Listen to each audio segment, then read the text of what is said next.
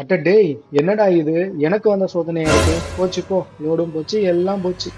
காலையில எப்பயும் போல பார்ட்டி கிட்ட பேசி லோடுக்கு கிளம்பிட்டு இருந்தேங்க. சரி, வண்டி கிட்ட போய் வண்டியை ஓப்பன் பண்ணி வண்டியை ஸ்டார்ட் பண்ணலாம் பார்த்தா அங்கதாங்க எனக்கு ஒரு பெரிய ட்விஸ்ட் ஒன்று காமிச்சு. வண்டி ஸ்டார்ட் ஆகல.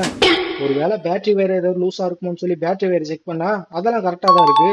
சரி, என்னடா பண்றது, வண்டி ஸ்டார்ட் ஆகலைன்னு சொல்லி எலக்ட்ரிக்கல்கிட்ட போலாம் பார்த்தா ஒரு கடையை காணோம்.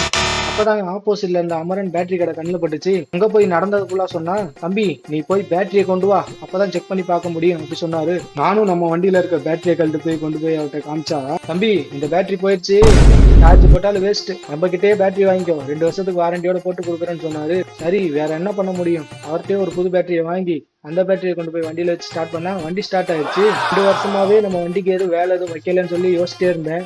எப்படியோ ஒண்ணு ஒண்ணா வைக்க ஆரம்பிச்சிருச்சு. இந்த பேட்டரி பாத்தீங்கன்னா 5200 ரூபா வந்துச்சு. அவ்வளவுதாங்க. உங்களை நெக்ஸ்ட் வீடியோல சந்திக்கிறேன். பாய்.